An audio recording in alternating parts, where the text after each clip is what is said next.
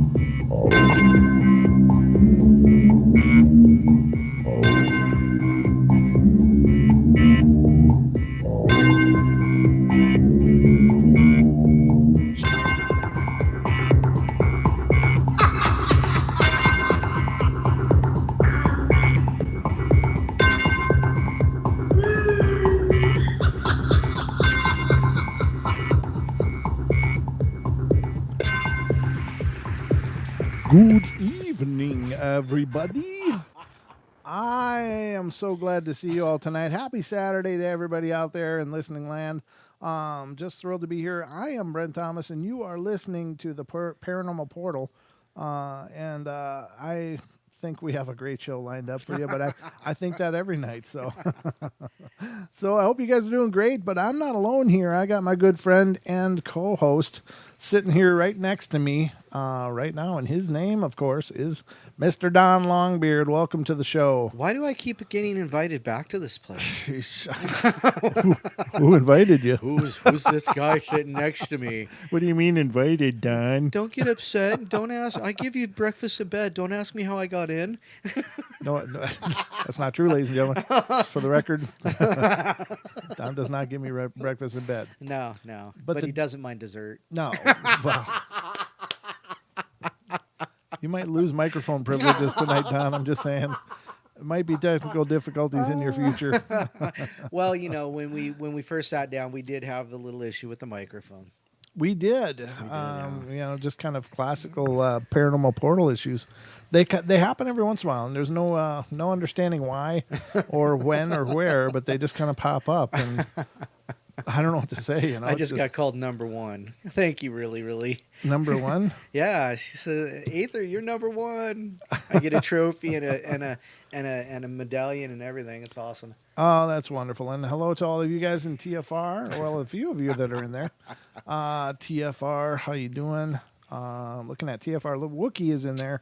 Alan Holman's in there. He just got a free reading. Free reading, yeah. Nice going, Alan. And Nikki did a great job. Jojo, wonderful to hear you and hear you doing your thing. You guys are great.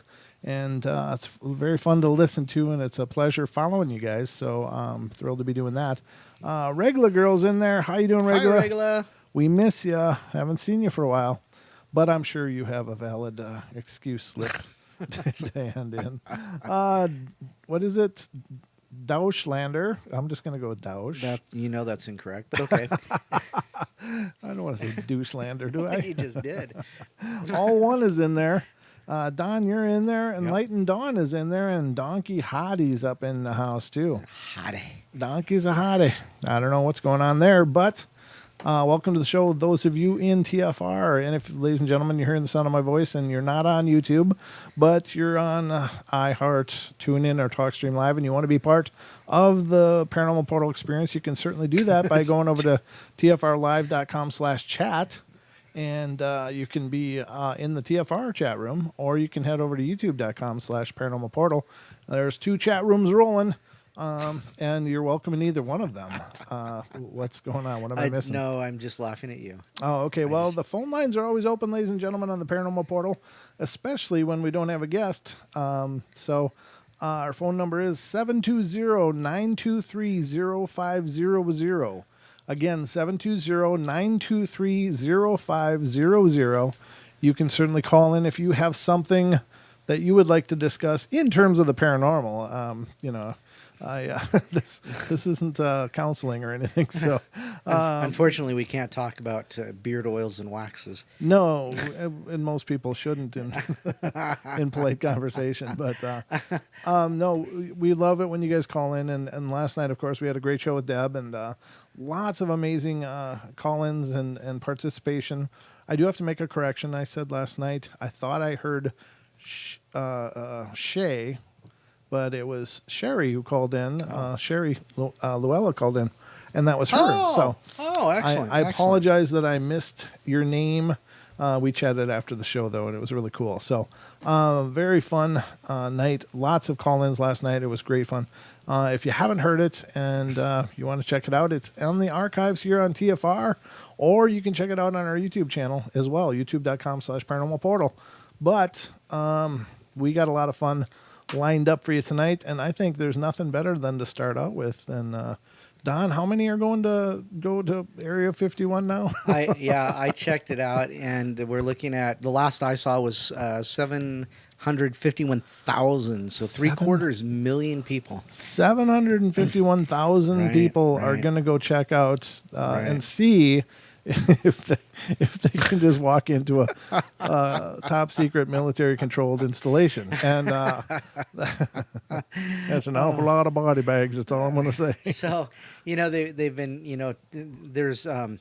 they've divided the people into, I guess, battalions or whatever, so there's like the Kyles, and then there's the Naruto runners and the Karens, and I didn't know what a Kyle was, so I had to look it up. What is it, by the way? Well, I saw a meme, and it was Vin Diesel facing off against Dwayne "The Rock" Johnson from like Fast and the Furious 19 or something like that. Okay. And it 35 said, Fast and Furious 35. I don't know which one it was out of, but sure. So Vin Diesel's a little bit smaller than The Rock, and so it's like Vin Diesel is 7,000 Kyles all juiced up, and then the Rock was Area 51 guards, because he's big and beefy, and he was wearing. I was like, okay, I got to find out what a Kyle is. So I guess there was a series of memes about Kyle punches a wall. Oh, and so basically, it's like, it's like I'm gonna tell you what I read. It says basically it's an angsty white young male that's juiced up on Monster Energy drinks and gets angry and punches holes in the wall. So I was like, what does that mean? So basically, I came to the conclusion that they're going to use the Kyles to punch their way through the walls to gain entry into Area 51. I'm thinking that being a part of the Kyle Battalion might be kind of like Operation Human Shield, Send in the douche canoes. Yeah. Send in the Kyles, quick. There's tanks. Where's the Kyles? Oh, man. Juiced up Kyles. Let's flank those tanks with the Kyles. Oh, my God. Oh, my God. It's such a bad idea in a history of a lot of bad ideas. You want to talk about epic fails? Yeah. I just got to believe that it's some kind of joke. I mean, you can't be... you can't have a IQ this side of a fern pickle and think that you can just storm Area 51. I just, you're just gonna walk in there and say, "Hey, where's those aliens at?" Oh man, I'm so glad you brought that up because I wanted to say that. That's amazing. Yeah, it's got to be all tongue in cheek. I mean, I guess it was first originally posted after they did the event. They posted it to like Epic Shite posting Facebook page or something like that, and so yeah, it was definitely one of those S posts. Right. Well, whatever the case is, stay tuned, ladies and gentlemen. I know I'll be. When is this supposed to happen? September 20th. September 20th, ladies and gentlemen. Get your popcorn ready and your chips, and tune in to. I'm not sure who'd even cover that. Periscope. Yeah. Okay. Check out Periscope. Periscope will cover it, and sit back and enjoy the ride. Sure. Yeah. I don't know what to expect out of that deal. I think what it'll probably be is just like a bunch of pot smoking around the fence and calling it a day, probably. I mean, really. I don't expect much more than that. A big old party, yeah, no doubt. because they're going to get there and go, that's a lot of razor wire. Let's just have tents. Oh, D, she says, I keep imagining Red Green storming Area 51. Okay. Hey, you know what I'm all about?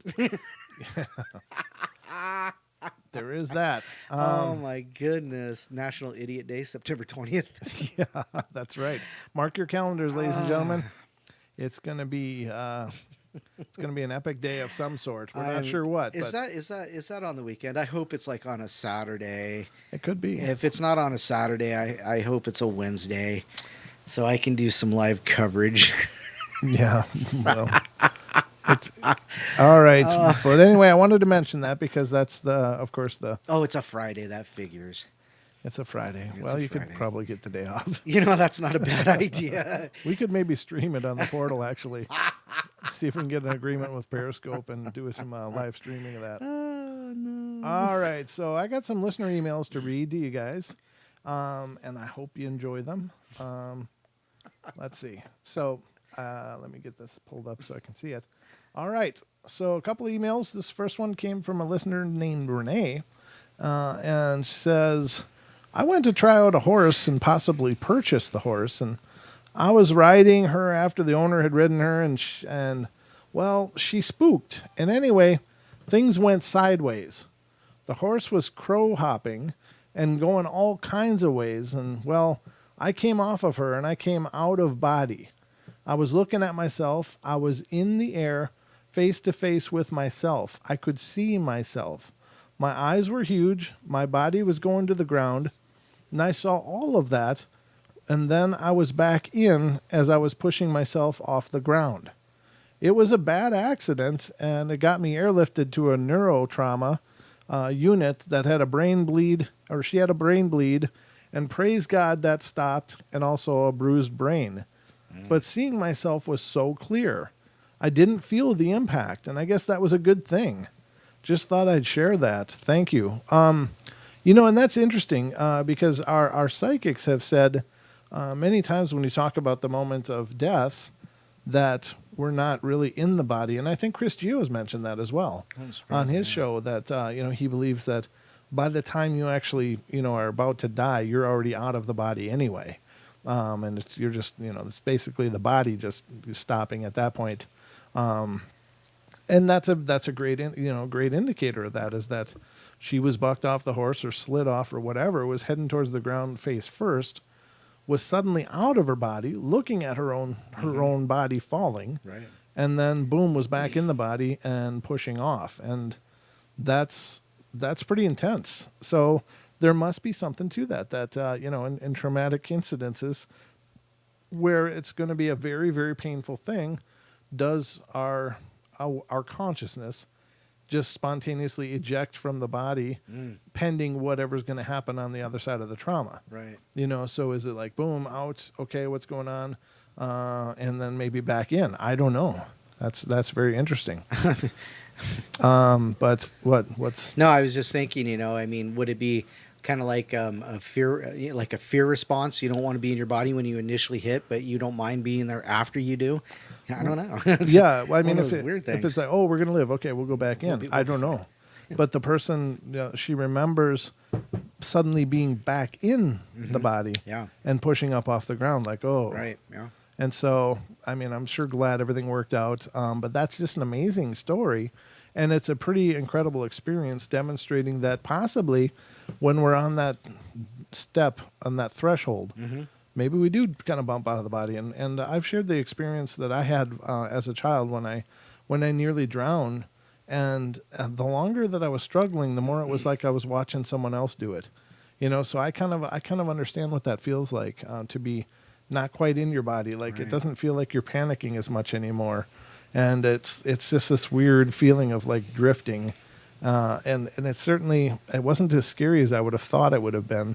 It was at first because I just couldn't remember how to swim. But then as I was panicking and not getting air, it was just like all of a sudden I was just kind of, it was more like watching somebody else go through it, but not literally. I don't remember seeing myself thrashing, but I just felt like I was kind of removed from it. So that's really cool. And thank you so much for sending that in. Those kind of stories are amazing. Absolutely amazing.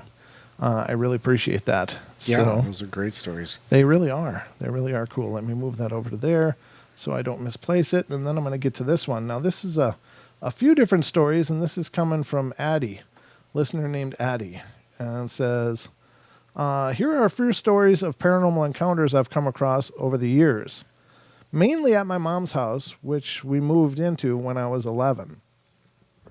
When we moved there, the house was very old-fashioned, 1960s kind of style, so it was completely gutted and had new everything put in. In the front room, I could see an old lady standing in one corner, and I just knew she didn't like what was being done to her house. Yeah. I told my mom, who brushed it all off. Oh, man.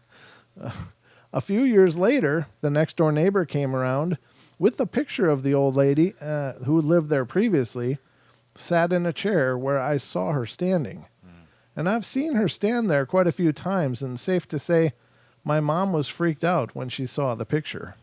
Well, that's good. I hope that was wonderful validation because, I mean, it's important that people listen, It can be really defeating as a child to go, hey, I just saw this, and the people you love and look up to the most are like, no, you didn't. It's your imagination, telling you not to believe your own senses. And I think that can be really damaging. And I don't think it's done maliciously.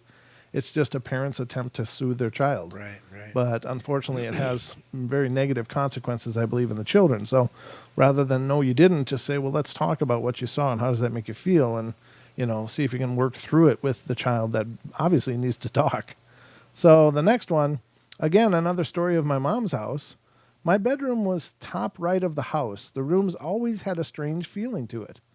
For years, none of my friends liked to be in the room by themselves, as they all said they felt as if they were being watched.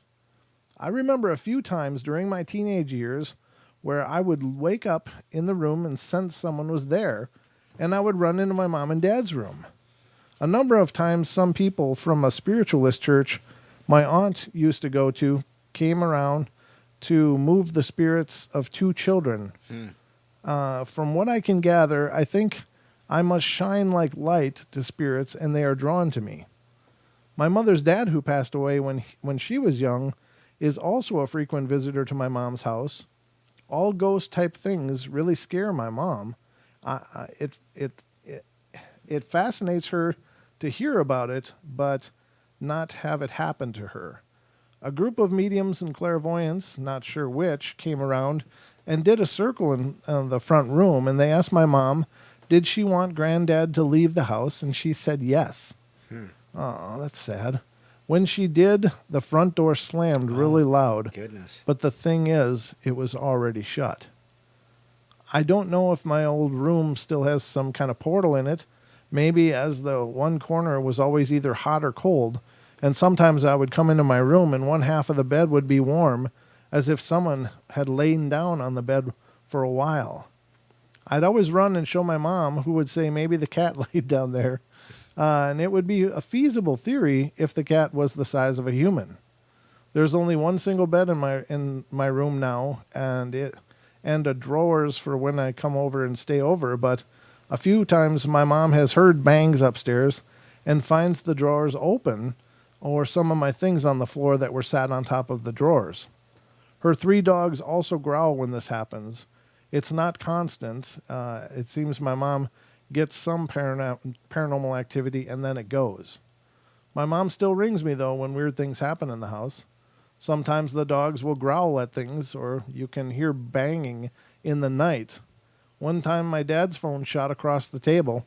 I wasn't there to witness it, but my mom's face when I saw her was one of pure fright. She just cannot handle these type of things, bless her. My dad's sister is very much into spirits, and she can read people's jewelry and do them readings. So she's very much open to seeing things. And one story she won't talk about, though, and it was a story that happened way before I was born. When my aunt was about 21, she had a postal job, so she would deliver letters in the morning. And there was a tall tower block she had to walk past on her morning route, and she saw a hooded monk-like figure come out of the tower block and chase her down the street. I laughed when my dad first told me because my aunt isn't fazed by the paranormal, but this is one encounter still chills her to this day. She didn't stay on her postal job a day longer.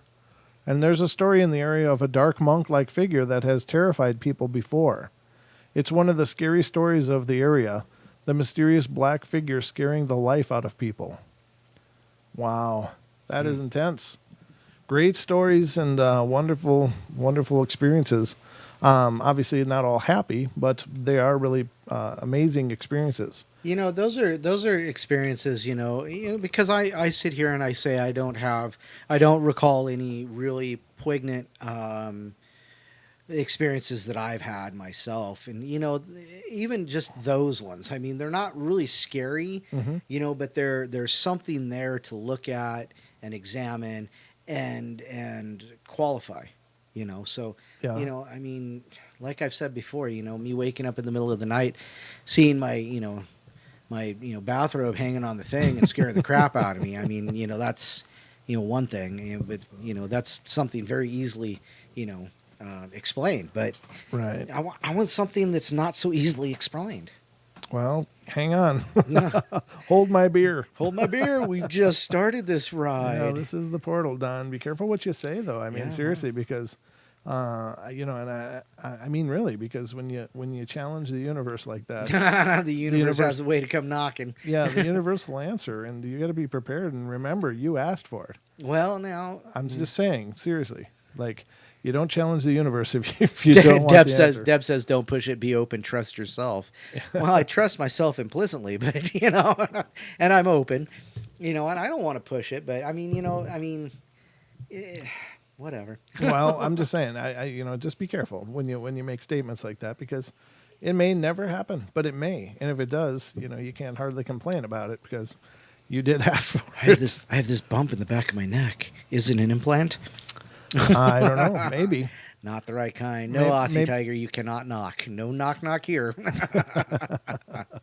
No, it's hard to say, but I think honestly, I think most people have paranormal activity happen to them, but most people are more prone to find mundane explanations for it, even if it may be such a stretch, because they just don't want to lose that paradigm. Right. People's paradigm is incredibly important for them, and it's powerful for them because that's where it's safe. Mm-hmm. Inside of that paradigm is safe.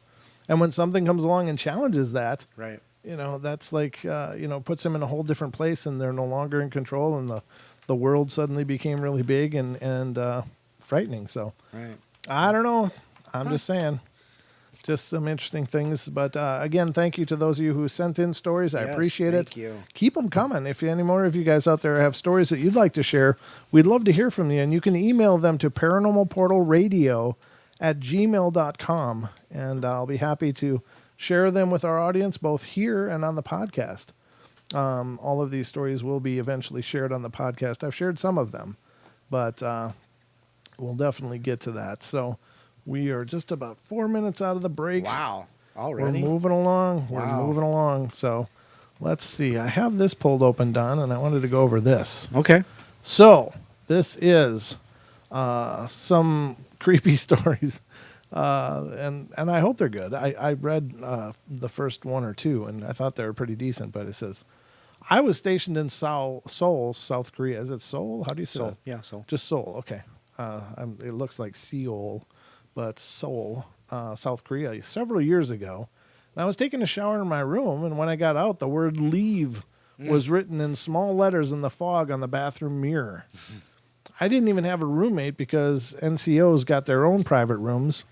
A little freaked out, I decided to do exactly that and leave. I went off post for some Korean barbecue Nice. and wandered into the city a bit. And I came back a couple hours later to find the barracks was evacuated and half burned to the ground. Wow. The fire was pinpointed to faulty electrical wiring and caught some insulation on fire inside of the walls. Something knew it was going to happen to this day. And to this day, something new was going to happen. And to this day, whatever that something was, it didn't want me in the middle of it. I'd gladly thank who or whatever it was No doubt. if they'd give me the chance, but it's been years and I still have no idea. Well, I'd just chalk that up to a guardian angel kind of thing or something, Well, maybe, but see, the thing is what if, like, your best buddy, snuck in there and wrote that on there, and then when he saw you leave, decided, this is going to be the day I burn down the barracks. Yeah, it's a private quarters. It said that there's no roommates in there, so I don't think they Okay. have people creeping in and out. I missed that part. Yeah, so it's the NCOs got their own private rooms, is what Oh. it says. So this person was in their own private shower. I don't see that happening, but is there another explanation? Maybe it's just some kind of matrixing where they saw the word, and on a psychic level they saw it. Maybe, I don't know. Maybe it was some kind of psychic impression instead of a warning or a Right. foreboding. Right. Who knows? But I guess it is good they didn't get burned up in a fire. That's always a good sign. I mean, that's one thing I thank goodness that I've never experienced is a terrible fire. Yeah, no doubt. I've seen them. I had a house burned down really close to my old Victorian home, and that was it went up like a matchstick. But those all those houses were built in the late 1800s. So Right. I found out when I was remodeling my home, Don. Uh-huh. Guess what I had for insulation in my walls? My house was built in 1894, and guess what was insulating my walls? Give up? Asbestos? Sawdust. Sawdust. Well, that's not surprising at all, but that would be very, that would be very, very flammable. Yeah, it was like, oh my god. Why don't they just like insulate it with kerosene and matches? Well, the idea is as long as you keep the electric wiring insulated, you should be fine. You should be, but that was sawdust on. Yeah. I was just like, oh my god. So I opened up a bunch of the walls and was dragging sawdust out of my walls for quite a while and putting in fiberglass. You talking about that reminds me. Hi, Robin. Reminds me when I was in elementary school, I knew this kid named Jimmy, and he was actually in his house fire, and it burned 90% of his body. Oh, poor guy. We're about to go to break, by the way. Yeah. Okay. All He's right. fine though. Okay, yay, good job, Jimmy. All right. We'll be right back, ladies and gentlemen. Don't go away for more of the Paranormal Portal in just a few minutes.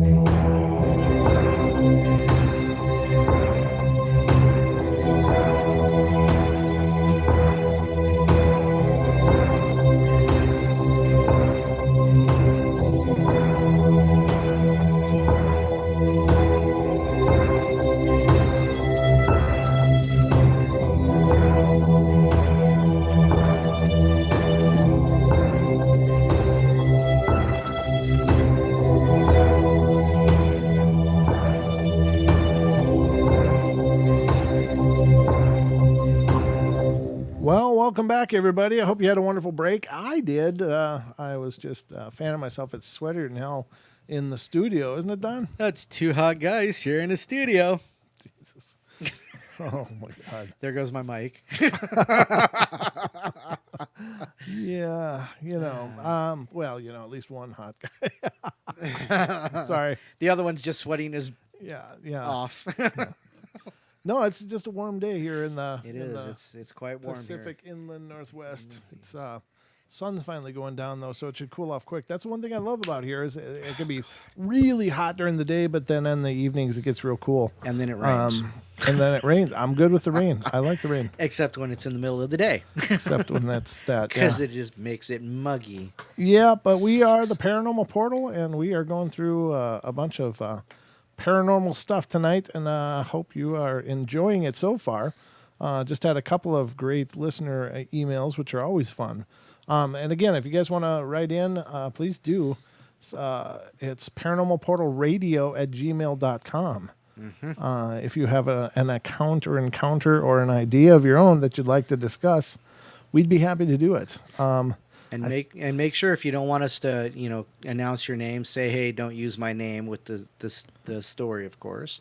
That's right. Yep. Yeah. And Duke's right. Rain stops the state from burning down. That's true. That's very true. I can't tell you how many orange sunsets I've seen since I've been up here. Never saw that in Minnesota, but from all the forest fires and all the smoke and stuff. Yeah, we didn't have. Well, forest you just have prairie fires. Well, And they just flash through. We have forests too, but I mean, it's all this conifers. True, yeah. They go up like a match as soon as anything gets dry. They're like just amazingly flammable. That is It's true. mostly hardwoods in Minnesota, so it's like. We have pine trees, especially up north. But where I was down south, we never had real fire hazards like this. But it's just a different world. But anyway, I see we have a call. So I was just thinking maybe we should get Sasquatch to train him with the DNR guys and have him put out fires. I don't know why that just flew through my head and why I thought it was funny. It's funny. okay. Well, see, we have a call. Let's get to this call. Hi, Diane. You're on the air. Hello. Hi. How are you doing? Hello. Hey, Don. A minute. Okay, you got a caller. Anyway. We got a caller. Yeah. Okay. Well, I had to call in about a couple of things. Okay. One of them, of course, like I said, I was one of the people who said, you seem like you jump. We have the auto eject Right. soul button. Yep. Exactly. I've heard it from you. I heard it from Chris Geo. I've heard many people make reference to that, and I think there's something to that. Yeah, I think Chris has said it on more than one occasion too, and Yep. so I think that's probably the truth. And is somehow we get out before the end, but let's all hope that function is always intact, because probably some of this would be too damaging. But the old shamans alluded to that fact. And here's the thing, is what they said is when something like that would happen to you, sometimes you would jump out, but not all of you would jump back in. Okay. And that would be called soul loss. Sometimes something like that would actually shatter you. You put your pieces floating around, like you can be. That's a case when you need a soul retrieval. If you're still having trauma over an issue that did that, and I guess soul loss can happen. Like I said, the bear that helped me with crossing over that little boy spirit the other night. By the way, got more report on that. The child's parents are very grateful and happy with the results, and they've had no further trouble. Good. Oh, good. So Okay. we did solve that entirely. So I'm very happy to hear that everything's great with that, though. And Are you tired? and you know what? D is always Honestly, yawning. I think I don't mean to be like that. I don't mean to. Go ahead. What you saying? Don said D is always tired. Well, she's 2 hours ahead of us. That's true. It is later over in your world That is true. than it is here. 3, Oh, 3 hours. Yeah, so Oh, I three, mean, yeah. yeah. It's, You haven't noticed that she yawns every time she's on the phone? No, I guess I haven't, but I'm noticing. I just noticed now. It's like, I'm oh, really, You're oh okay. no, it's fine. I know. And I laugh a lot, though, at least, right? But to try and make up for that. But I don't. Well, that's another thing I was talking about with Sean, too, is I was listening to some of us, and actually even some of our own interviews, and even some other people who do this. Here I go again. I'm sorry, guys. Almost yawning. It's not arrogance, and it's not being blasé about this stuff at all. But I know I hear it, and I am thinking, some people must think we sound arrogant or Yeah. very cocky. And as a matter of fact, somebody did make that comment to Sean. He said not that long ago that he sounds pretty cocky. And it's like, it's not being cocky, it's not being blasé. It's because we have to be so darn sure of what we're doing. We have to be so confident of what we're doing, or we can't do the job. Right. Good you point. Yep. You have to be in the frame of mind where I can conquer this, I cannot be defeated, or you're going to get your butt kicked. Sure. And Did that you, there isn't any in between on that. Sure. If you go in there wishy-washy, you probably are going to have problems. sure. But you got to be very, very strong when you go into these things. If that comes off sounding cocky, I am so sorry about that. If that ever comes off sounding like when I'm yawning that I'm being blasé, like, oh, this is all so boring now. No. Anything but. No, I understand. I mean, There is a Yeah. lot to be said for having self assuredness, and I think that you need to be confident. Yes. And everybody does dealing with a haunting kind of situation, whether or not you're planning on challenging it yourself or whatever. But as soon as you experience and allow fear to take over, then you've lost. You've lost that struggle for whatever that means, and it's not like everything wants to eat your soul, but Right. some things just want to control the board, control the situation. Whether they'd be an earthbound human spirit that just doesn't like you living in its house, Right. and so they make you go and stay at your friend's house a lot of times just to get out, or whatever. But if you have to be confident, you have to be self-assured, and you have to reflect that. Otherwise, it'll only escalate the situation. Well, and there's something else too, though, because that attitude can come out as, being, cocky or self-assured. But, you say it all the time, and it's said all the time that you have to have faith in what you're doing, who you are, and what you're using. So it may be the faith in yourself that you can get the job done, that comes out in that sense. And it's unfortunate, but maybe that's, kind of what they see as well, is they see you being self-assured that you have faith in yourself to get the job done. Could be. Yeah. Good points, D. So what Yeah. else is on your mind tonight? Well, that was one thing. I just want you guys to know, and yes, I am tired a lot of times. That's okay. I'm sorry. No, it's I don't mean fine. to yawn at you. I really am trying not to, but No worries. and I let me see. What was the other thing? Oh yes. Another thing I want to say is we have rules that we have to go by, and for all of you guys that are new at this, this is a little bit by way of like trying to help you out. There are some rules and some things that we can't cross, and we were discussing this too earlier, is about how I've got a situation now where somebody showed me a picture of their baby daddy, and she showed me a picture of what he looks like normally Okay. and what he looks like when he's on meth. And honest to God, when you see a picture of this guy on meth, he is a demon. Oh. And I was on, boy, it's really glad that she showed me, not you, because you would have nightmares for a month over this at least. Who? When you say See, you, who do you mean? You.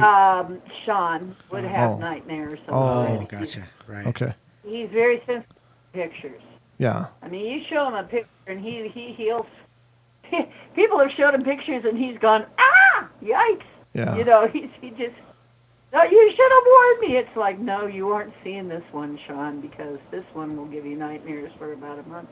Because he's the strong guy, and I'm the tough guy, or gal, actually. Sure. And it seems to be how it has to be. He's the really strong guy. He can muscle through it. He can, there's stuff he can do that I would have trouble with. But I'm the one that has to be the tough person and stand there and somehow not fall apart when I'm dealing with something like crossing over a child spirit, Cool. which can be very emotional. Okay. Well, I appreciate you sharing all this.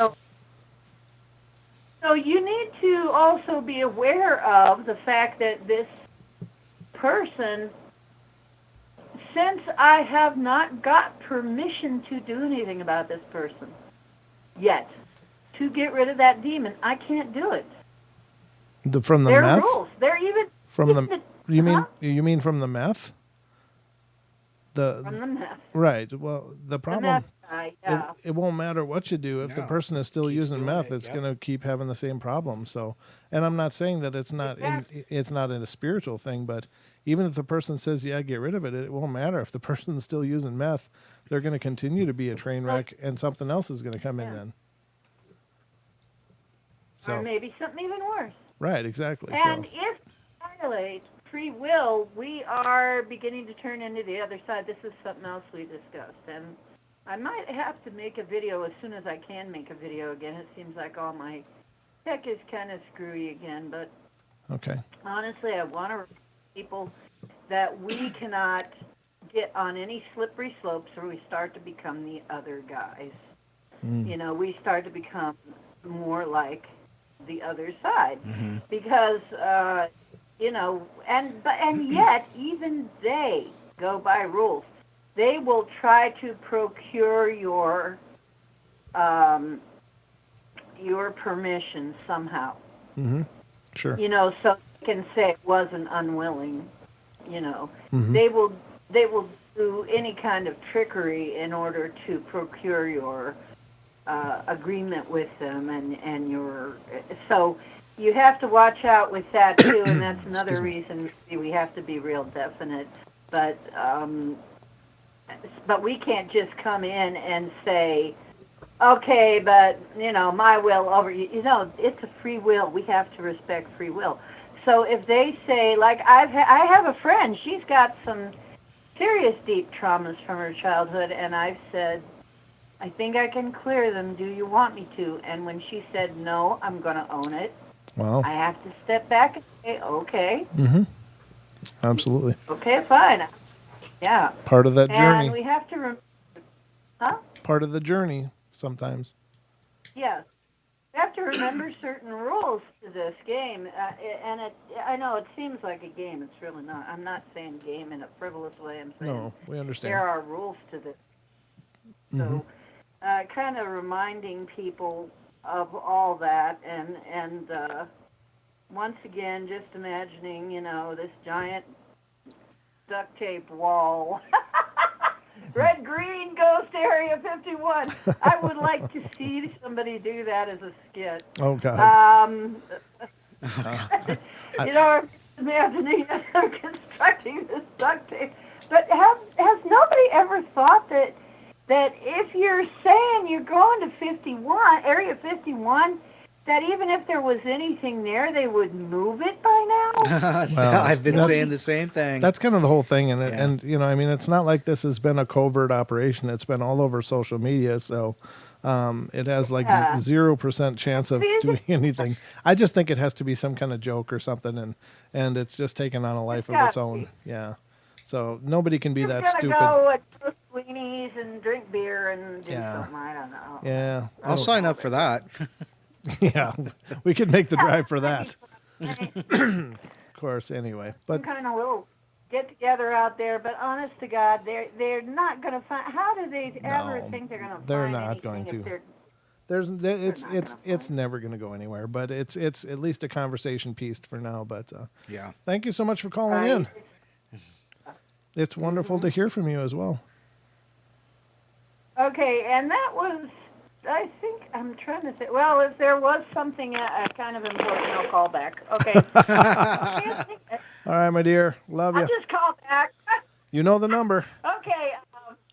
Okay, bye. All right. Night, D. All right, ladies and gentlemen, that was Diane Swiger calling in and taking part of the portal. It's what we do here. So we had a chatter in YouTube asking when Deb might be on next, and Deb said she's looking at the 16th of August. Oh, is she? Was it the 16th? Yes, the 16th. So Okay.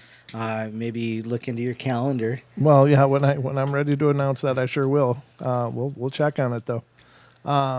But anyway, let's continue on here. But it'll probably be around that date, I guess. I don't think I have anything else scheduled for the mid August at this point. On the first part of August, we got a great show lined up. Oh yeah. We'll have a gentleman on. It's going to be a pretty amazing It's gonna be experience. epic. And special thanks to Jim Mount for helping us put that Yes. together.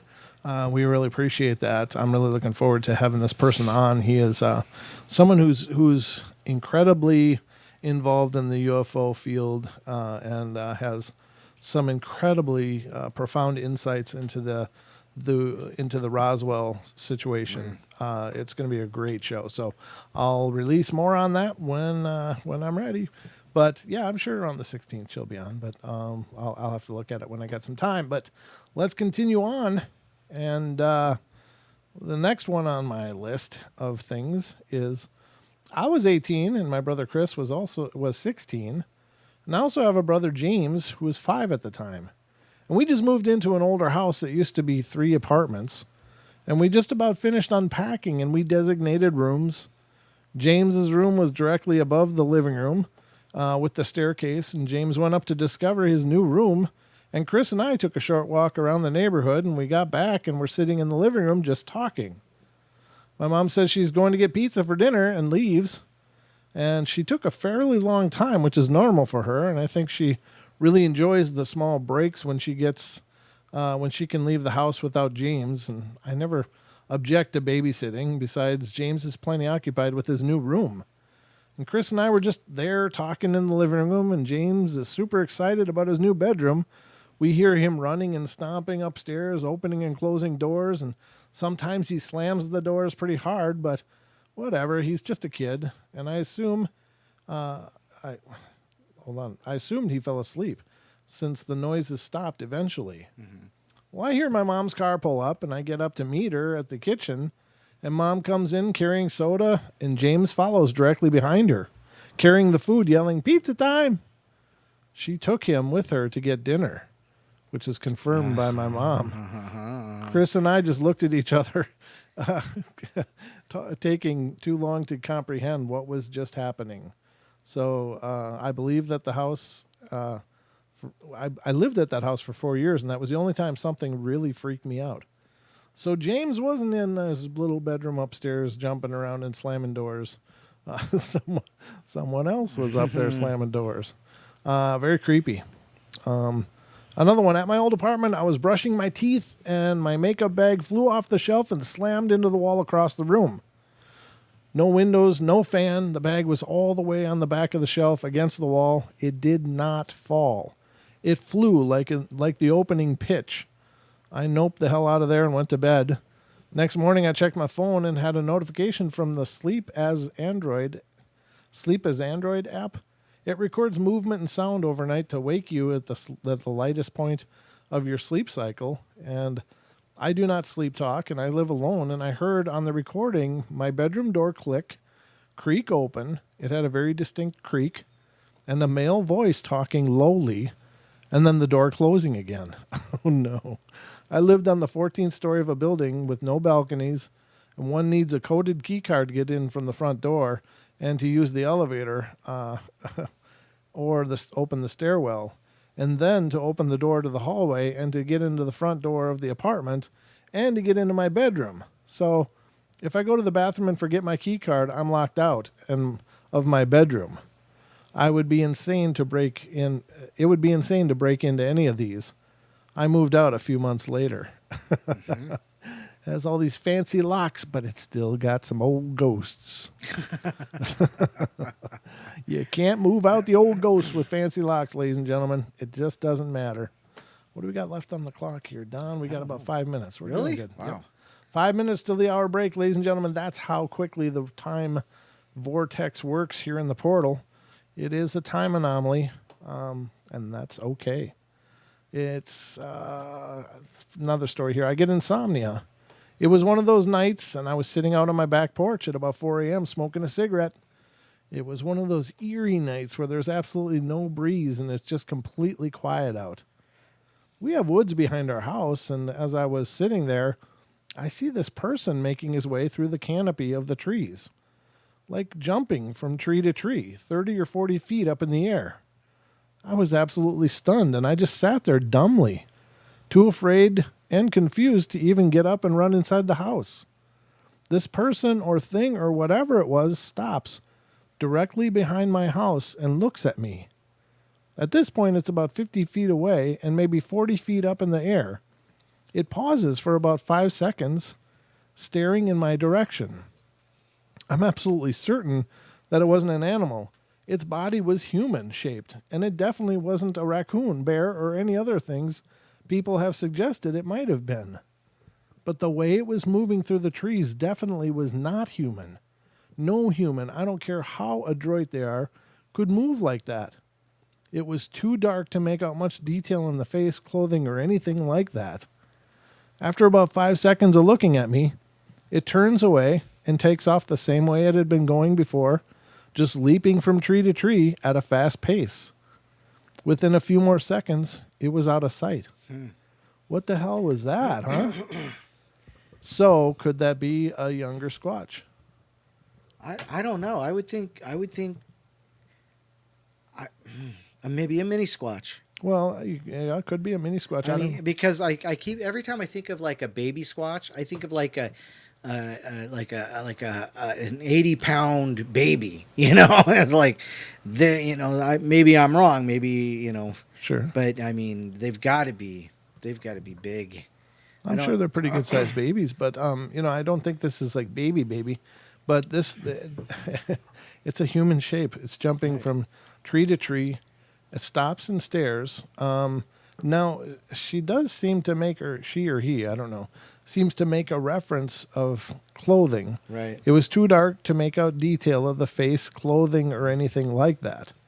So it must have looked like it was wearing clothing or has enough hair to resemble being covered by clothing. So could it be an Albatawitch? I don't know where this was. Could it be a juvenile Bigfoot or a very young Bigfoot? Not necessarily an infant, baby size, but something in the middle there. I don't know.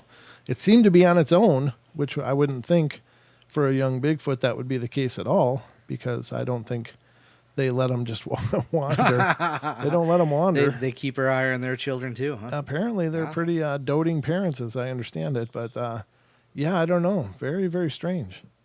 I'm that one really intrigues me, And again, I can't vouch for the authenticity, ladies and gentlemen. I'm just reading it as I found it. But if this is true, what did this person see? And that's the part of the paranormal that just rattles my freaking nut all the time. Is just how much stuff is out there that we just don't know about. How much could be out there? And I'm assuming that this story is factual. Let's just say this story is factual. How much stuff is out there? It just boggles my imagination how much we don't know about the world we're living in, or potentially don't know, I should say. But I know there's some things in this world I've seen personally that most people would dismiss as ridiculous, but I've seen it, so I don't have that luxury. Robin says neo-giant youngster, maybe. A neo-giant youngster.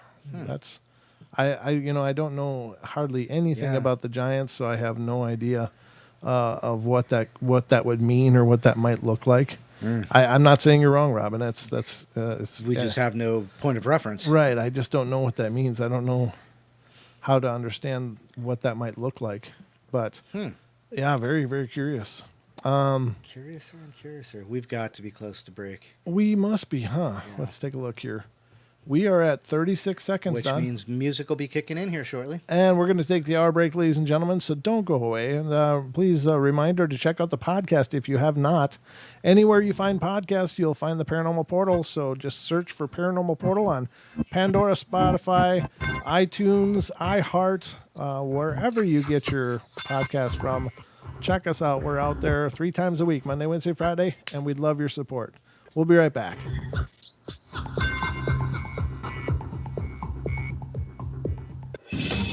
Truth Frequency Radio is your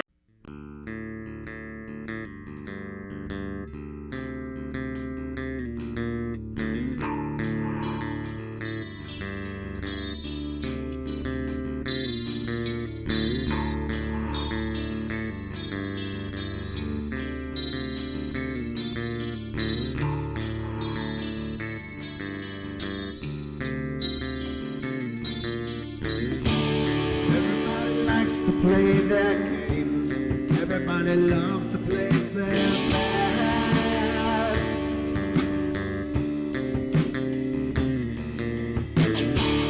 They don't understand the price I paid.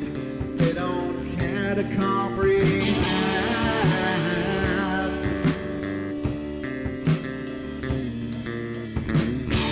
Trace their lines upon my body, ripping scars across my heart.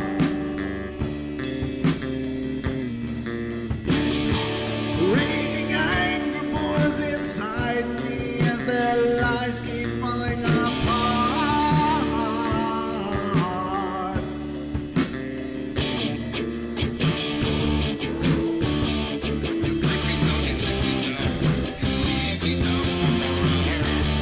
But I'm not broken yet. I'm not broken yet. I'm not broken yet.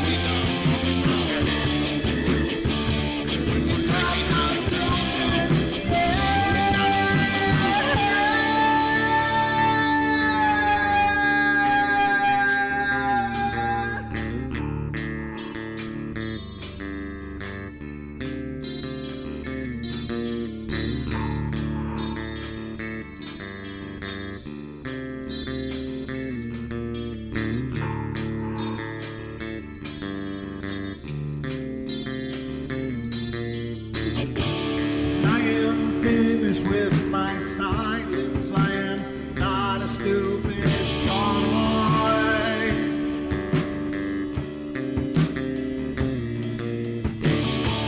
No more breaking me with kindness, just you dance upon my joy.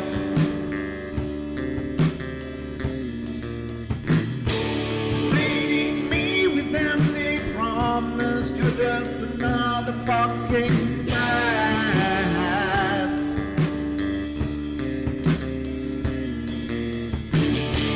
Taking off the slice of my sanity, just make sure that you're well fed.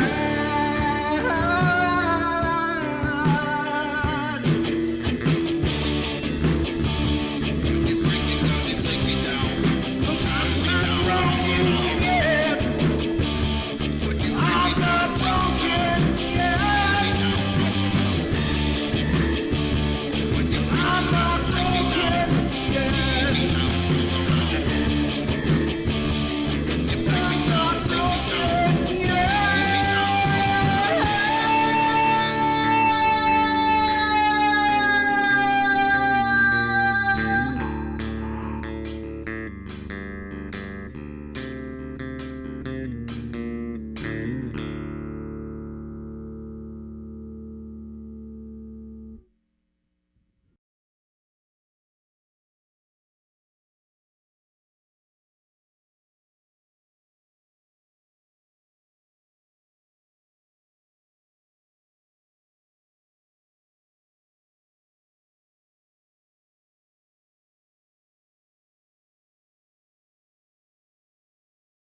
different from themselves.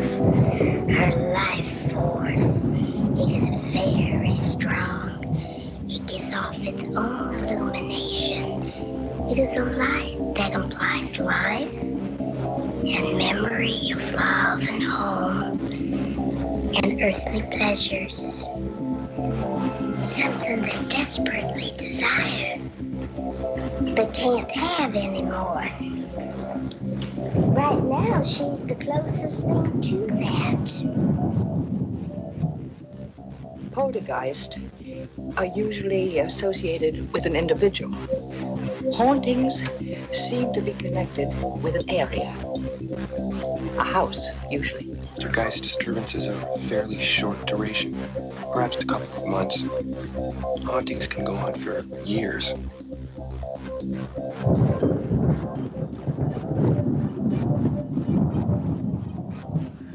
Welcome back, ladies and gentlemen, to hour number 2 of the Paranormal Portal tonight. Hope you enjoyed the break and watching Don's personal grooming, which is always entertaining.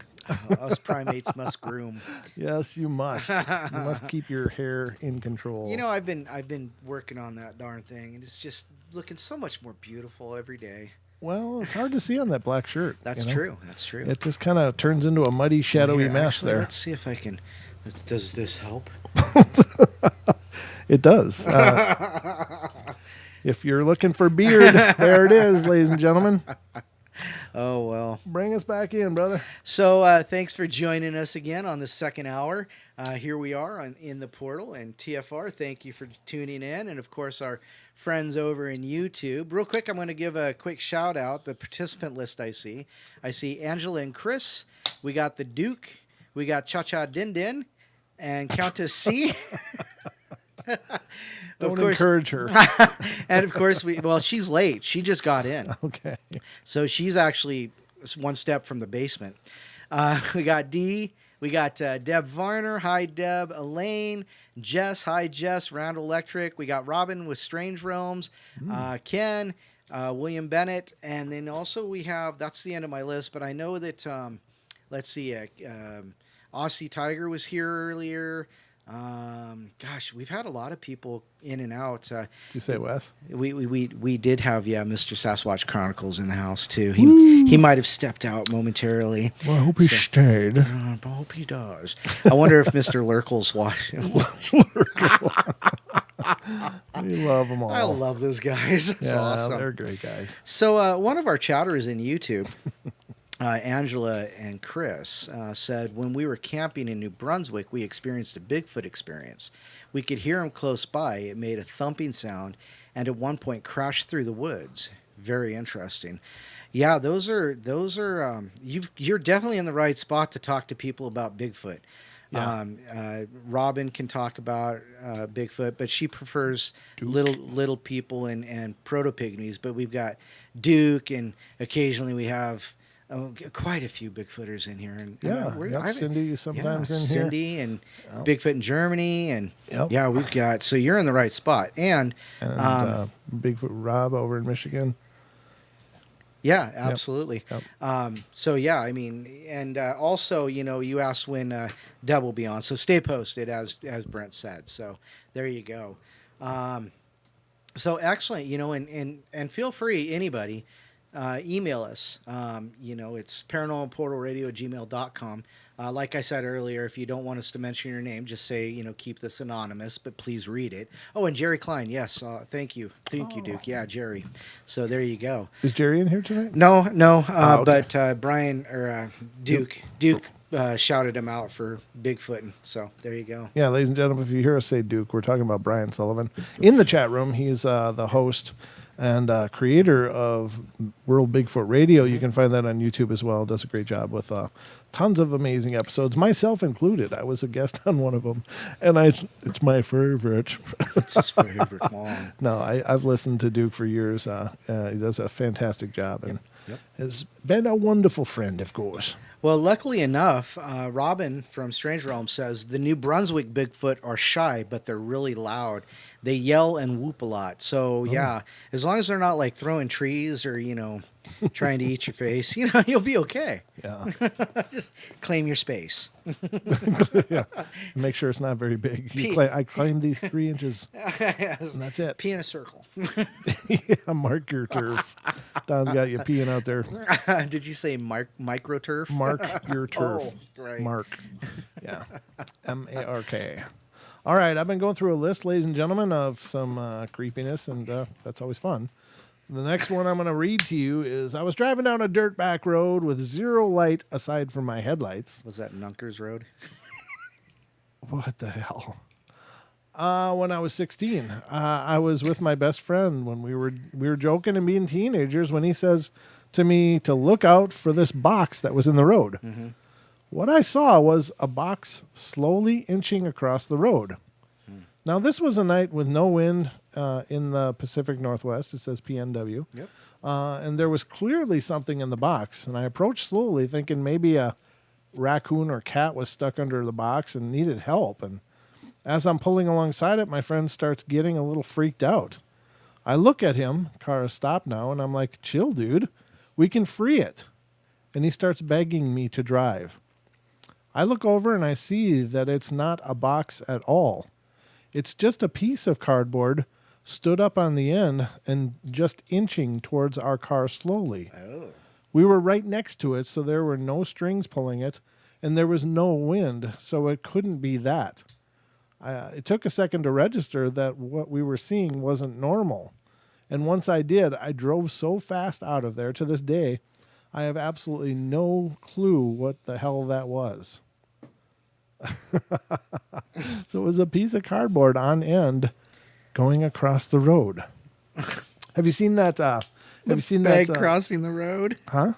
Sorry. The bag, yeah, the plastic the bag bag. crossing the road was awesome. And that looks like legs. I know, I mean, that was I don't know. awesome. I don't even think you could puppeteer that. But for some reason, the wind is catching one of those plastic grocery bags so perfectly, it looks like it's walking across the intersection in a metropolitan area. That is exactly what I thought of when you were reading that. I read the same thing. It went right through my head. Well, yeah, we got that umbilical cord between our ears. But yeah, it's crazy. So this was a piece of cardboard that was wow. inching along of its own accord, apparently, which is really creepy.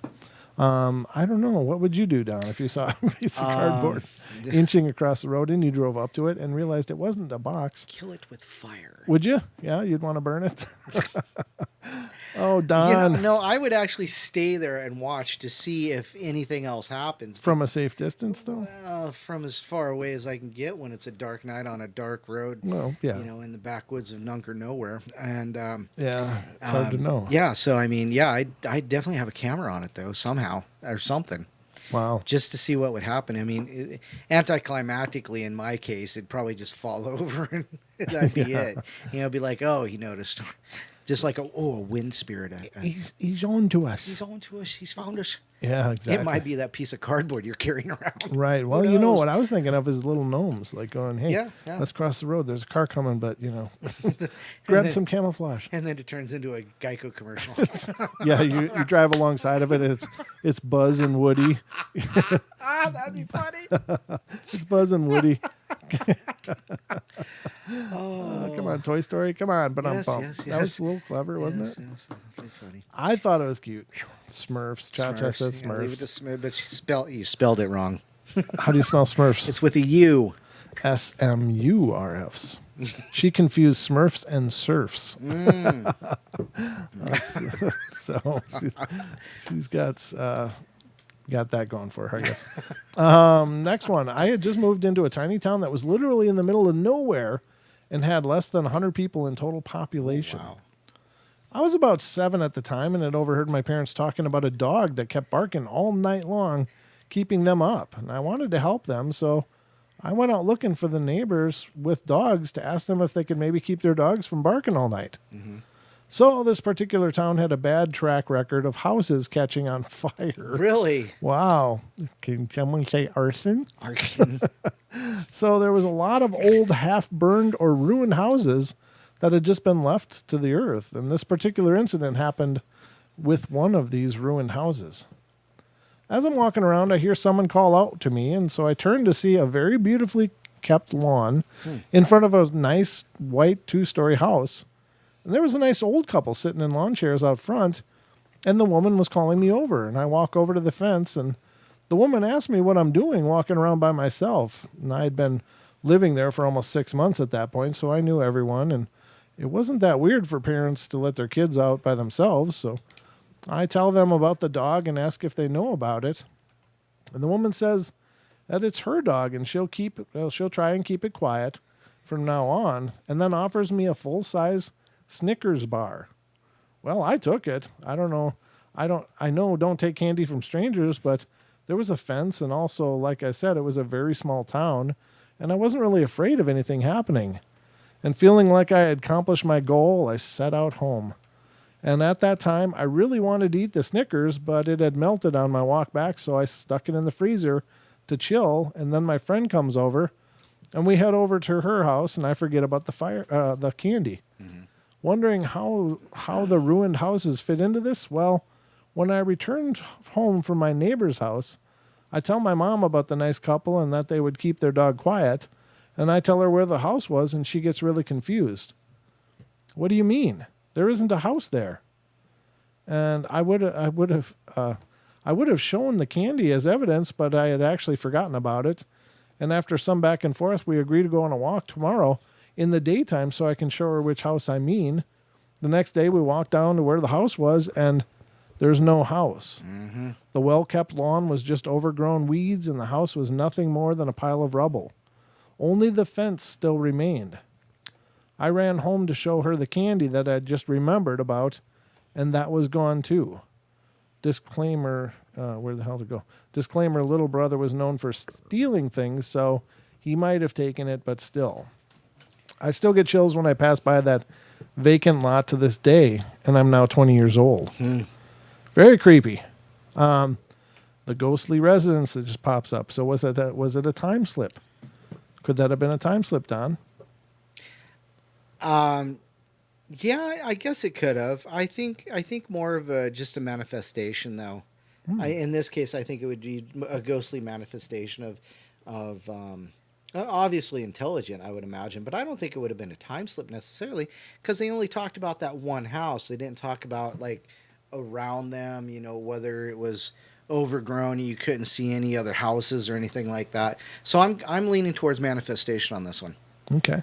And it could very well be. It's very cool, though.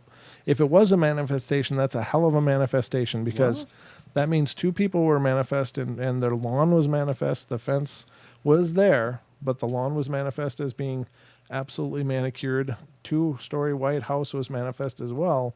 That's a pretty strong manifestation. Not that I'm disagreeing with you, but if it is a manifestation, that speaks of an incredibly powerful entity, for sure.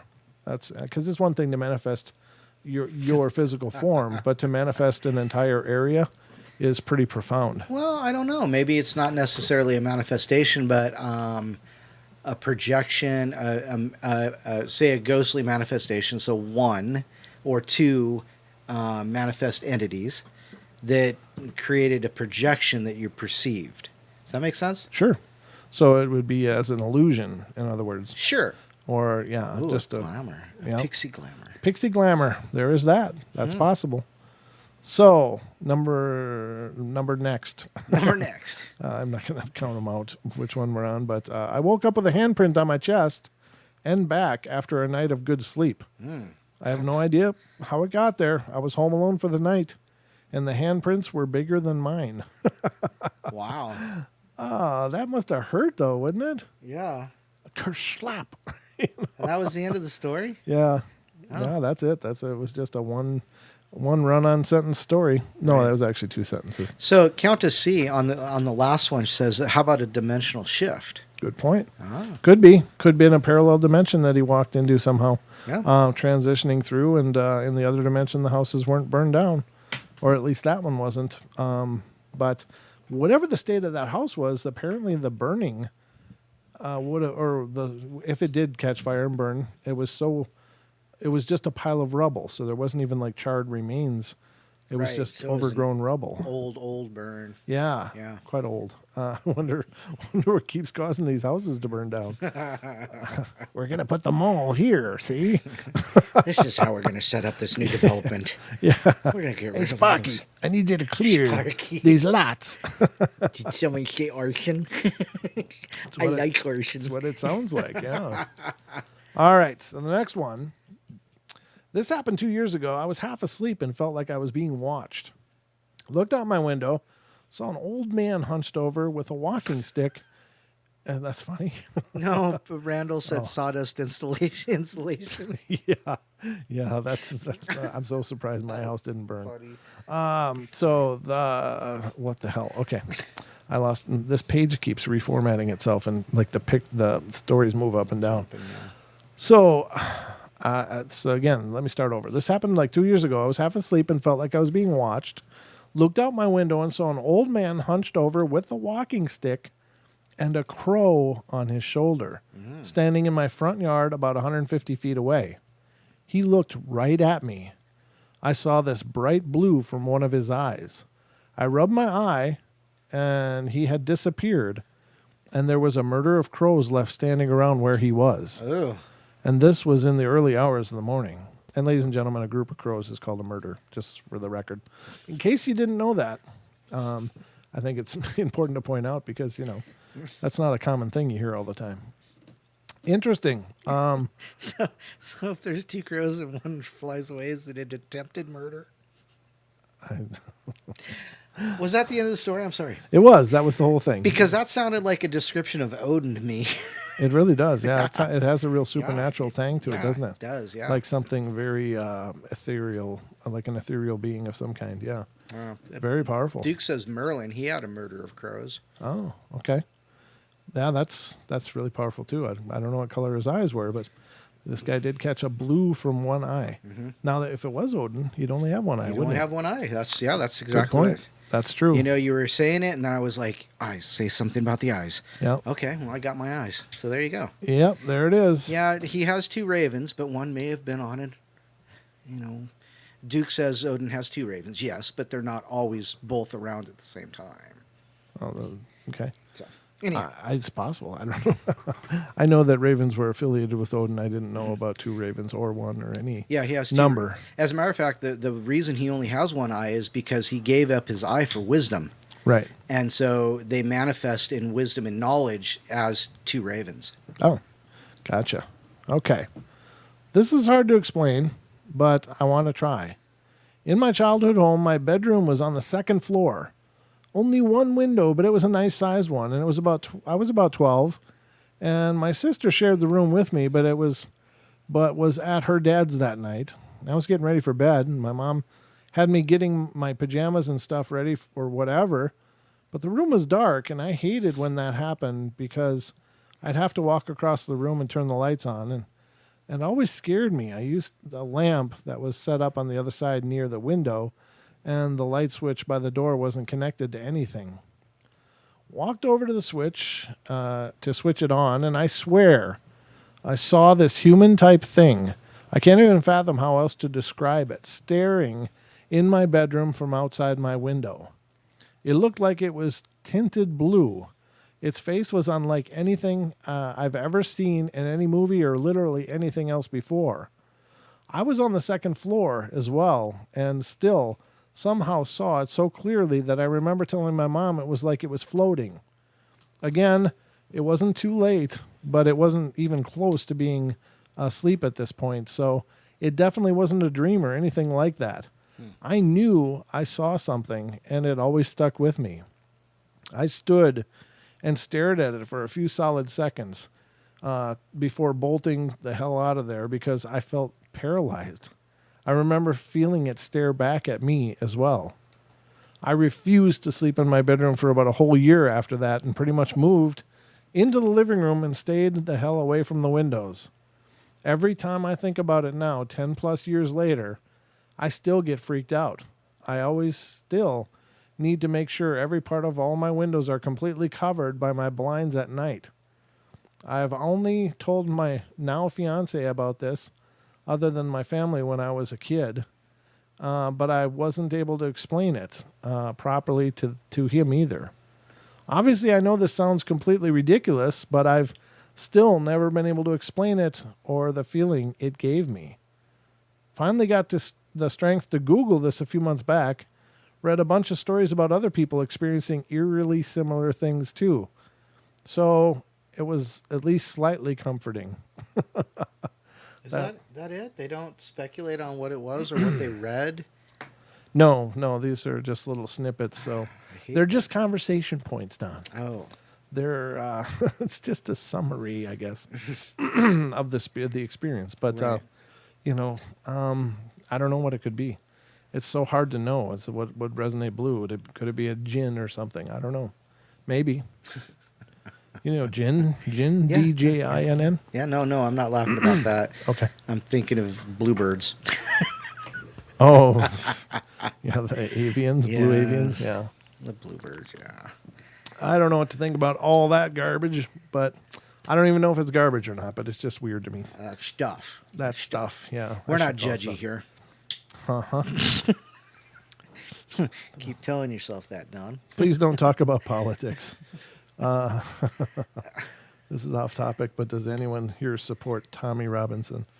Yeah, I mean, I support the ability to cover news, but I don't want to. I don't want our chat room to be political at all, please. 11.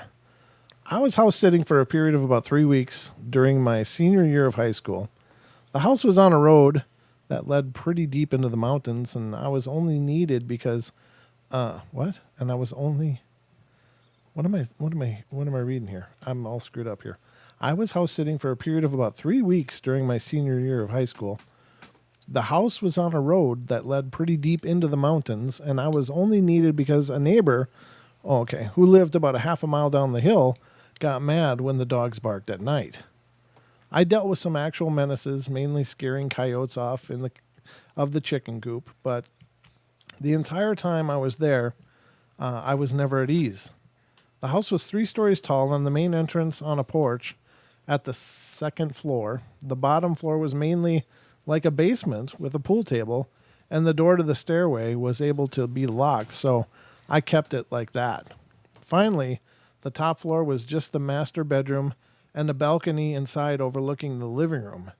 Every night before I slept, I would take the dogs around the house to check every corner because I never felt like I was alone there. And finally, on the last night that I was doing this, the dogs and I finished checking the upstairs and were standing in the living room when the hairs on the back of my neck shot up.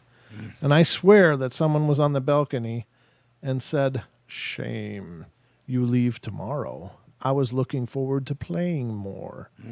Oh, no, that's horrible. I grabbed the pellet gun from the coyotes and sprinted back up there with the dogs, and nothing. Everything was exactly as it had been the whole time I was there. If anyone more spiritual than me knows anything, I've been trying to figure this situation out forever. That is horrible. What did it say? A shame? A shame you leave tomorrow. I was looking forward to playing more. Wow. Yeah. That's pretty creepy and foreboding. But good thing you're leaving tomorrow. And you're welcome, Angela and Chris. Thank you. Let's see. The next one. Did you have anything you wanted to share, by the way? I'm kind of hogging the whole night. I am absolutely enjoying you right now. Oh, okay. I was looking up an asteroid that's supposed to hit Earth sometime in like 2022 or something like that. Oh, we got time, Don. We can cover that later. Yeah, we got plenty of time. There's plenty of time before that So hits. many near-Earth experiences and events. No big deal. No worries, mate. That was cool on last night when Aussie called in. Did he? Yeah. Okay. He said no worries. And I was No just worries, like, mate. yes. He said no worries. I love that accent so much. No worries.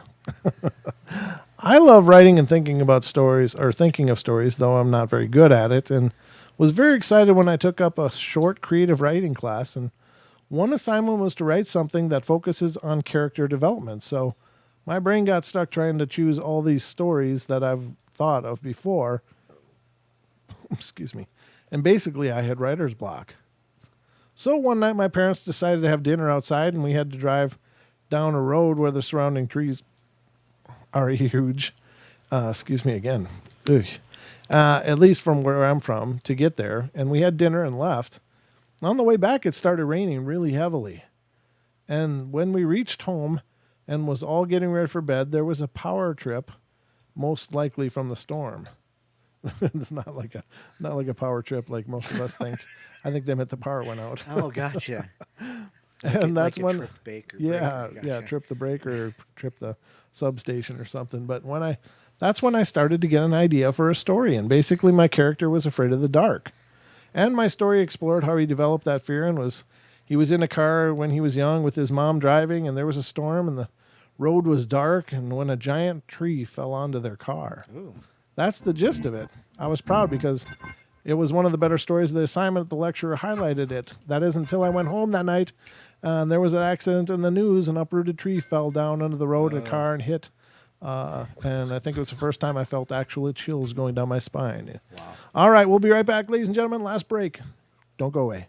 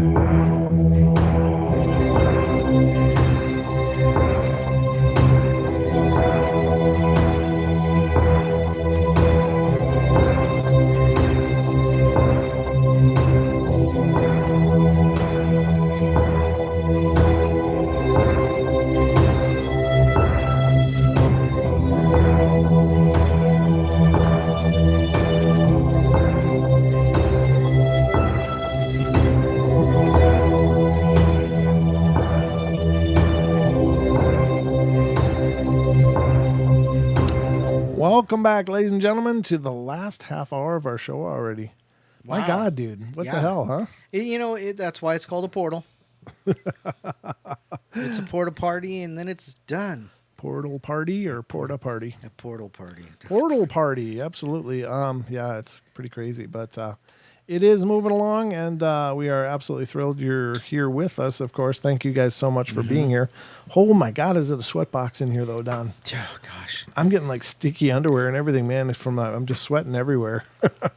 We got to figure out some. Oh goodness. What? It's just your reference there. Sticky underwear? Yes. Why? What does that bring? What does that bring back to you, Don? Oh, it doesn't bring anything back. It just pops. I need mental floss. Oh, okay. All right. Well, Cannot unhear. just wasn't sure there where that was going. Wow. But what a night. 7/13/2019. It is 7/13. What happened, Countess C?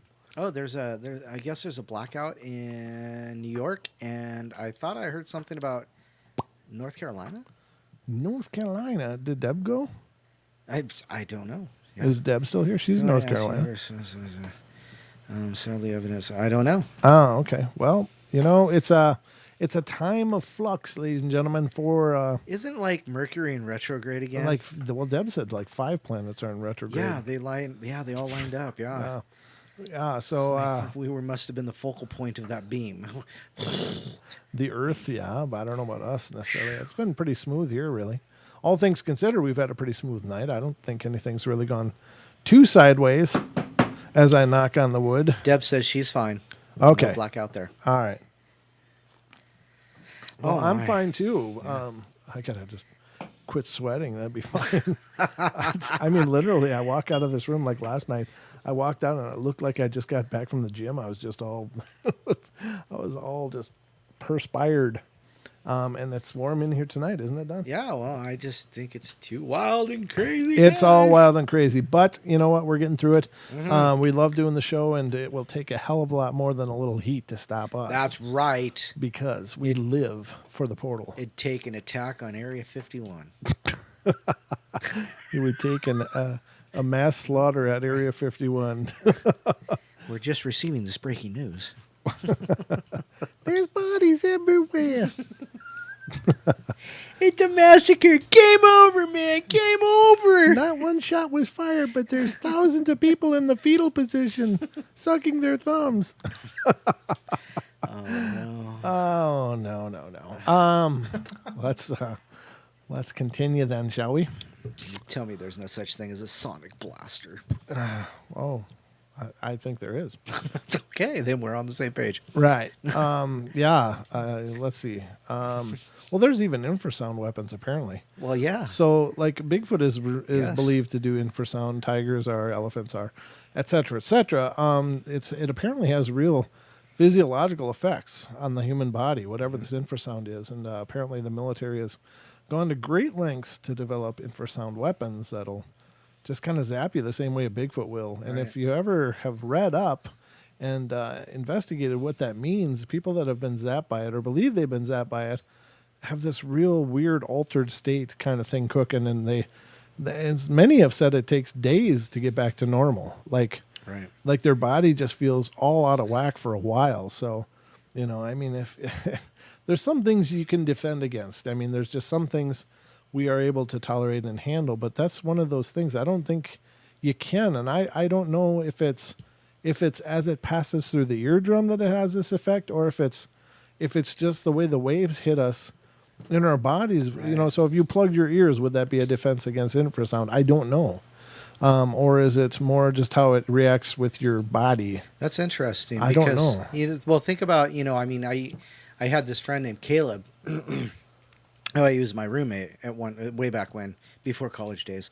And anytime I wanted to go to a rave, he'd never go because bass waves made him sick. Oh, okay. And it made him sick for hours. You couldn't just pull him out of there and he's fine in 20 minutes of breathing. He's sick for the rest of the night. He literally has to go home. So even if just something that small, compared to everything else, that small can make a person sick or nauseous or whatever. yeah, sound is definitely a weapon, and as you've mentioned, so I don't think it really takes much for us, as the weaker species, to I don't think it's that far fetched. No, I don't either. I think there's definitely something to it. It's a very profound thing, whatever it is. I don't pretend to know too much about it, but I'm sure if the military's designed it, it's more than just the naturally occurring type. It'll be like times 50. So whatever effect it has normally, they would amplify it about 50 times. Yeah, and really cook your bacon. So one night I was out walking. I live near a forest, and I went down a path I haven't noticed before. I love these stories. I went down a path I haven't noticed before. These always get good, and these are really cool. At the end, there's a bloody cemetery. Well, I thought I might as well finish my cigarette at the cemetery. I've got to finish it anywhere. Why not at the cemetery? I mean, I want to drop dead from it. Yeah. What a better place. They call them coffin nails, for God's sakes. So I'm walking around and get to the end of the cemetery, and there's a decrepit brick wall. And I see a black, shadowy, smoky thing, kind of like Black Riders from The Lord of the Rings, looking at me and climbing over the wall. Ooh. I noped it out of there. Finally, when I got home, I opened the door, and my girlfriend screamed with absolute horror on her face. Uh-oh. She eventually calmed down, and she later explained that I didn't look right. Still gives me goosebumps 20-plus years later. Wow. So he looked all funky from that exhibit. I guess the what are they called in Lord of the Rings? The Nazgul. Nazgul, but what did The he Wraith call it? Rider. The Wraith Wraiths. Riders, yeah. So whatever it did, it had a more of an effect on him, I guess. Kings of old. So that's pretty creepy. There are many accounts of these hooded, robed, smoky-looking figures. Yeah. That's not an invention of Tolkien. Not exclusively, yeah, definitely not. But Well, he I mean, the ring certainly wraiths used them are. in a- He certainly used them in an interesting way. Yeah. Well, right, but I'm just the idea of these goes back, quite a lot longer. Let's see. Grew up in a house with my sister, mom, and I, considered haunted.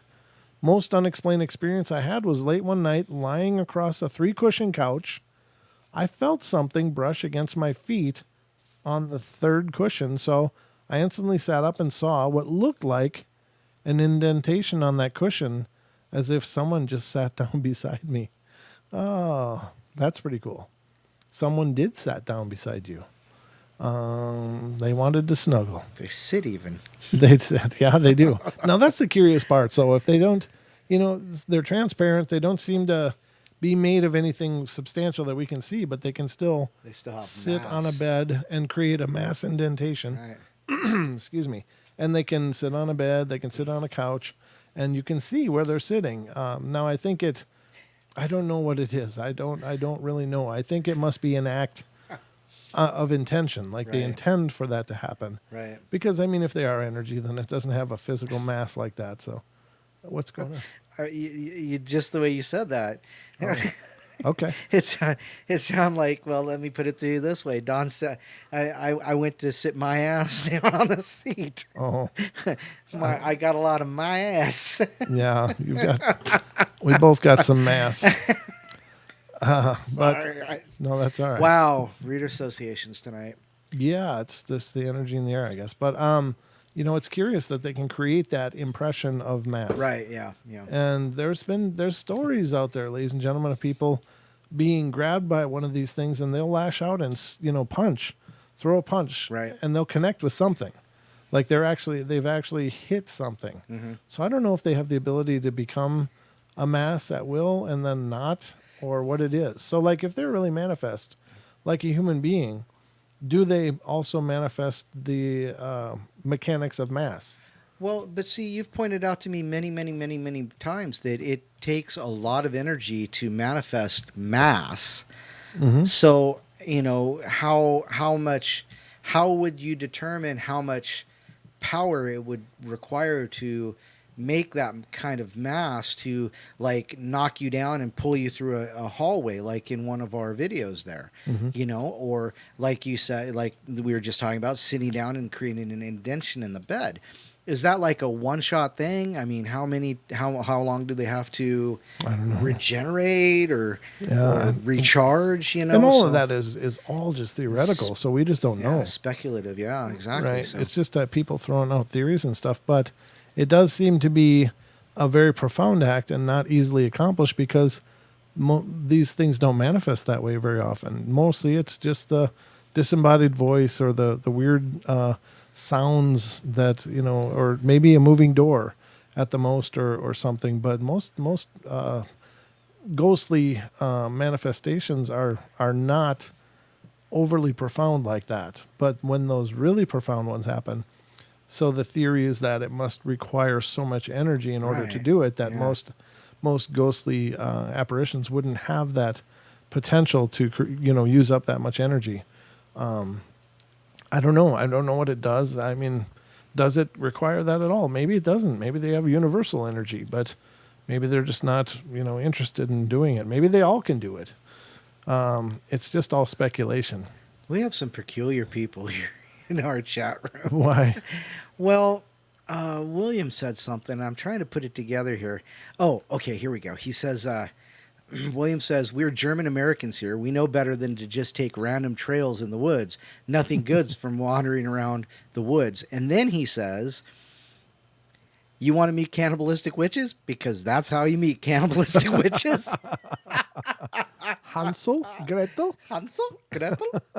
Breadcrumbs? That's true. Yeah. Oh, gosh, I love our people. We have the greatest people. There's no question. Pika Noli. I don't know if I've seen that name before. Pika. Yeah. Good to see you. Yeah, that's a new one to me. I think I've seen that one a long time ago. I don't know. Maybe I don't know. a returner. For some reason, I recall the name, but I don't, I guess. But welcome back or welcome, whichever one it is. just welcome. Hi, Just how are you? Thanks for being here. Oh, there is one, Justin Williams. That's a new name to me. Oh, okay. So there you go. Another shout out there. Right. So there you go. Lived with a ghost for about 2 years. Moved in with my girlfriend and her mom, and they told me the house was haunted, and then told me all these events that had happened. I was young and basically thought they were just screwing with me, and later on, we got a roommate also, so 4 of us in the house, and so one night we're playing cards and drinking. I got up to go to the bathroom and noticed that our roommate's door was shut, and her light was on, which was odd because I had just walked by it a minute before on my way to the bathroom, and it was open and the light was off, so I figured the roommate had gone into her room. The bathroom and her room were next to each other, but everyone was in the kitchen the whole time, and the house wasn't very big, so I went back into the kitchen and asked our roommate if she had shut her door and left her light on for some reason, and she said no, so we went back to her room to open the door, but it was locked, or so I thought. After pushing on the door, I quickly realized it wasn't locked, but blocked. Oh. A large, probably 50-plus pound dresser had been dragged several feet across the bedroom, blocking the door basically from one corner of the room to the door, or about 10 feet. Everyone was just in total disbelief as I forced open the door to an empty room with the light on. All the windows were locked from the inside, and everyone said they'd been in the kitchen the whole time. About 30 seconds had passed between the time I first passed the open door and then came back to a closed door. And it was only a minute to talk to my roommate before we discovered that the door was blocked.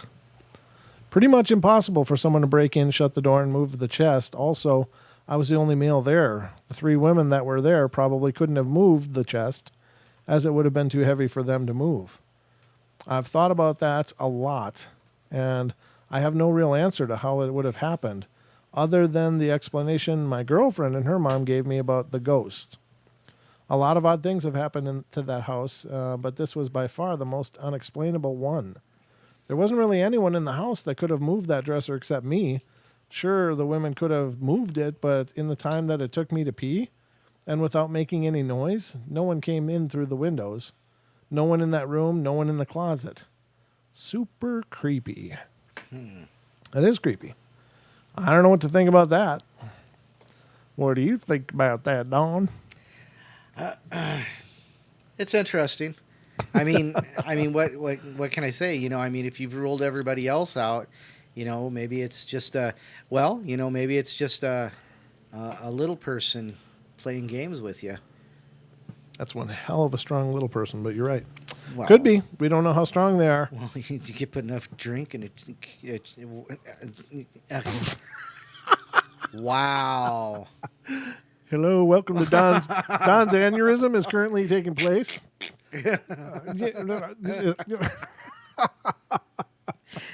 Stop clear. Yeah.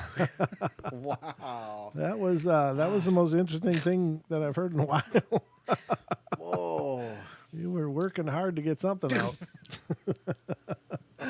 It happens here, ladies and gentlemen. All righty. But cool. We don't know how strong they are, but maybe it's little people. Maybe they got a house gnome or something. There's a place in Alabama in my town called Crybaby Hollow. It's just this old bridge in the middle of a forest where a woman drowned her baby a good while ago. I can't remember who exactly, but I used to think it was just an old tale parents told their kids. Well, my friend and I parked our car on the bridge and decided to see what was what, and they say the spirit of the baby is still around, and if you say cry, baby, cry, you'll hear a baby scream in the distance, wanting for its mom. Oh, horrible. That is just tragic. We turn off the car and the lights and sit there with the windows rolled down, and we yell out those words. For 15 minutes, nothing happened. Not even a bug chirped. Right when we were about to turn the key in the truck, my friend and I heard music from a child's toy. It was faint. Pop goes the weasel melody. Next thing we know, we hear a baby wailing in the distance, and there is no one that lives in that forest. It's all condemned, and we are a good 20 miles from the nearest civilization. It's not a cool of a story as the others, but makes my blood run cold whenever I hear the baby cry now. Or hear a baby cry now. That's so sad. Ugh. Oh, there's a whole lot of broken in this world. Yeah, that's true. But I mean, the whole, Candyman, the whole Bloody Mary thing. Yeah, there's all those legends. But the thing is there's, if enough people believe it, it will manifest. So maybe there's a long history of people manifesting that, with their fear. When you fear, you are generating just pulses of energy. True, yeah. And You're energy putting it follows out there. intention. Yep. So I don't know that legendary tale ever happened. If somebody did ever do that, that's just so sad. But I think you're right. I think it's more likely a manifestation of the living through their fear and expectation that they're creating these experiences, because I do believe that we are creator beings. We can create these experiences. Which brings me around to something that Dee mentioned earlier, and we were talking about how falling off the horse and jumping out of yourself, and she said said that sometimes your soul doesn't always all come back. She called it soul loss. Well, Chris has said before, he's talked about situations like that. He's talked about walk-ins. So that's an interesting idea too. So. Yeah. It Sorry, is. just popped back in my head. If there could be walk-ins. A good place to get walk-ins is hospitals and bars. There's lots of them lined up to do some walking, because there's a lot of spirits that believe they were cheated out of their life. That's true, yeah. And they want a life. They want to live. And so they sit around those places where people's auras are weak. When people are drinking and imbibing to the point of stupidity, they get holes in their aura. And it's believed spirits can walk in at that point. When people are sick or infirmed or injured or whatever, they are also weakened auras, weak resistance. Yeah, very, very creepy stuff. Our young niece died unexpectedly. Aw. We rushed over and stayed the night in the home to support the family. I couldn't sleep. My wife woke up a bit after midnight because she heard footsteps. Sometime after calming her down, a talking toy activated on its own in one of the boxes across the room, and she began to cry again.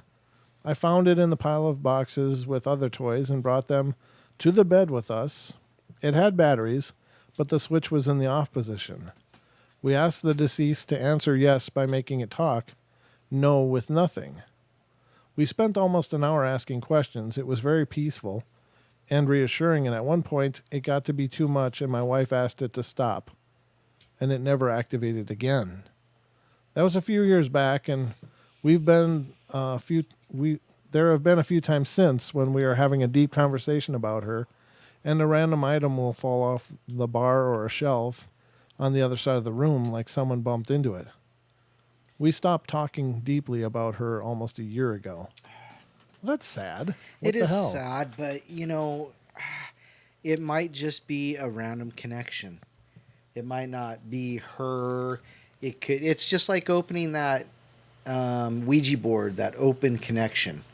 So Diane, there's not enough time for a call, my lady, so yeah, we got like less than 5 minutes. yeah, there's no time left for calls, but thank you. Hi, Paisley. Hello, Paisley. But yeah, I think it's sad because they have the ability to have a conversation Right. with perhaps the spirit of that Right. that child, Right. if indeed it's left behind or still around for some reason. And fear is the reason they don't have the deep conversations. Right. We stopped talking deeply about almost a year ago, and it's Right. like, and don't be afraid. We are swimming in a world of spirits. I think so. We're just not aware of them, and that is what it is. But I don't know, making decisions like that because it's scary to you. I think if anything, it should reassure you that life goes on. Life moves on past this shell. We continue on into something beautiful and wonderful. So that should be embraced. I personally think. Now, death is also sad, and it's painful and horrible, and it's easy for me to sit here and say, well, you should continue, but if it hurts, then I guess you got to make whatever choices you make. Right. Absolutely. It is tragic, especially with a child. It's very tragic. So, I don't know. I don't have all the answers, but I'm making them up as fast as I can. So It's sounding good tonight. when I was a freshman in college, I was going through my first major bout of depression. I was crying myself to sleep most nights. And during the day, I would go to class and then immediately go back to my dorm and sleep. And one particular rough day, I went down for a nap and was almost asleep. And I heard someone open my dorm room. Not unusual because my friends on my floor would visit. However, then I heard someone approach my bed, and I figured it was a friend and just continued to sleep, assuming they'd figure it out. And then I felt the softest, most gentle kiss on my forehead. In a sleepy stupor, I smiled and immediately nodded off. When I woke up, I snapped back to reality and immediately went to all my friends in my dorm room and said, "Okay, guys, very funny. Who kissed me?" No one had any idea what I was talking about. And looking back now, I really think it was a ghost watching over me and comforting me in my time of need. That's a good haunting. Mm-hmm. That's a beautiful haunting. If you got to be dealing with the spirit, that's a pretty good one. Here's a short one. I was sitting in the living room, and the way to my game room is past the kitchen. Sorry, just my eyes kind of went fuzzy right there. I was like, what? I walk by, the faucet slams on. Not some... There's so much profanity in this. I got to redo it all. Not some silly little stream either, like full blast into my sink. I run over and turn it off and didn't go into my kitchen again for at least 2 days. That whole sentence is nothing that I you know. can read. I had to reformat it quickly. Oh, that's awesome. Yep, some people are real emotional about their ghostly stuff. Yep. Let's see, what do we got here? What do we got left? What do we got? 1:56. Well, I tell you what, if this planchette over my head ever moved, I would be very passionate about that as well. I can't blame them. All right, ladies and gentlemen, remember to stick around if you're listening on TFR, iHeart, TuneIn, and TalkStream Live, because Paisley Wild's coming up next with The Spaces Between. Oh, she'll probably be live on YouTube as well. Oh, cool. So, She's yeah. streaming live? Okay, I think fantastic. so. Yeah. Excellent. So she may be streaming live. What is her YouTube page? The Spaces Between. The Spaces Between. So if you guys want to check out her show, she's a dear friend of ours, and Don does produce the show. So when I'm there, when you're there, you produce with the best of intentions. She's doing well, so I'm quite impressed. Yeah, so that'll be coming up next, but I'll be back tomorrow night, ladies and gentlemen. I think there shouldn't be any reason why I'd be late. Minion's birthday is tomorrow, but that'll be earlier in the day. Excuse me, but I'll be back tomorrow with the bedtime stories, and we'll continue on from there. But I think that's about it. Don, anything in closing? No, just check us out on anywhere you get your podcasts, Paranormal Portal. Of course, we're here 7 nights a week. I'm here 2 nights a week, and those are the best too. And don't forget, like I said, Paisley is on right after us, Friday and Saturday nights. Your presence definitely accentuates the show. There's no question. Yeah, it's called the period, as in, see ya. All right, ladies and gentlemen, that wraps it up for us tonight. We love you all. Be good, be kind, be nice. Take care of each other. Help each other out. Find the magic in every day, and remember to laugh as much as you can. We'll be back. Love you guys, and have a great night.